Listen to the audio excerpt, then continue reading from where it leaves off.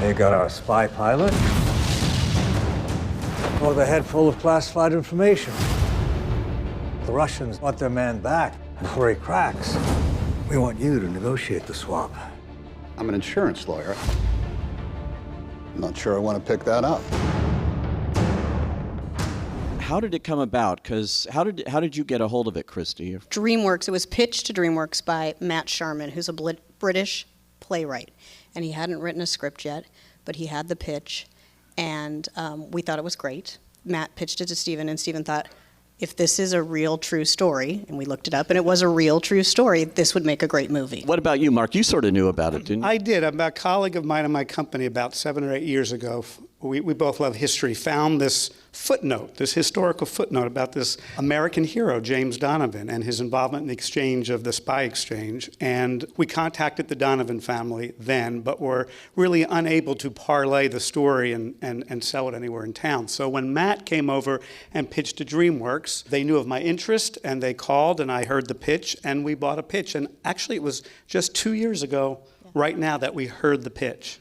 And wow. It was very quick in Hollywood terms. And Steven Spielberg being Steven Spielberg, and I guess if he decides he's going to direct a movie, which he's very careful about what he wants to do. He's really careful, but it really helps when he says he wants to direct. So yes, the movie gets made. But if you think about it, a couple of things. One is the hero, James Donovan, is a quintessential Steven Spielberg character and hero. He's an ordinary man who is thrown into an extraordinary circumstance and performs heroically. Stephen and myself as well have very personal memories of that period in time in the late 50s, early 60s. I can remember looking out of my bedroom window into the backyard of my neighbor and watching the bulldozer come in to dig a big hole that became a bomb shelter. Oh, yeah. And Stephen has very specific memories of that period as well, many of which are in the film. If you see the film, there's a scene with a little boy who fills up the bathtub with water because when the bomb hits, all the students were instructed that the water would be contaminated. And that scene is really from Stephen's childhood. It reminded me of, in an odd way, To Kill a Mockingbird. The character that Tom Hanks plays is very much like Gregory Peck.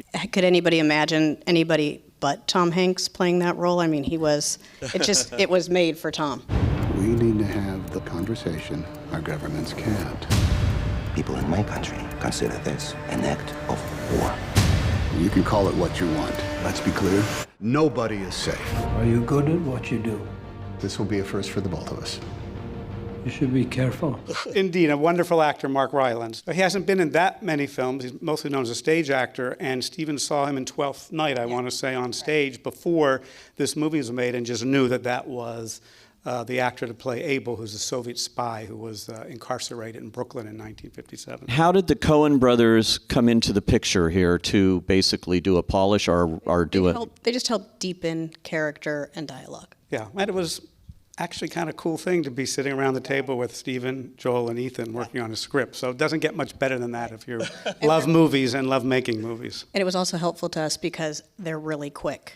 Stephen is a very efficient filmmaker, not for efficiency's sake, just because he's so prodigious in knowing exactly how he wants to tell the story, and his intuition with the camera and how to marry the camera to the storytelling is extraordinary. And so, he comes to work, he knows what he wants, he gets what he wants, and then he goes home. So it's a wonderful way to make a film. And this one is doing really well at the box office now, and it's a tough time for movies sort of aimed at adults and things because there's so many, but this one has broken through. It has, which is, of course, wonderfully satisfying, but I think it's wonderful for all of us in the film business when a story that's well told and well crafted finds an audience the way Bridge of Spies has and is embraced.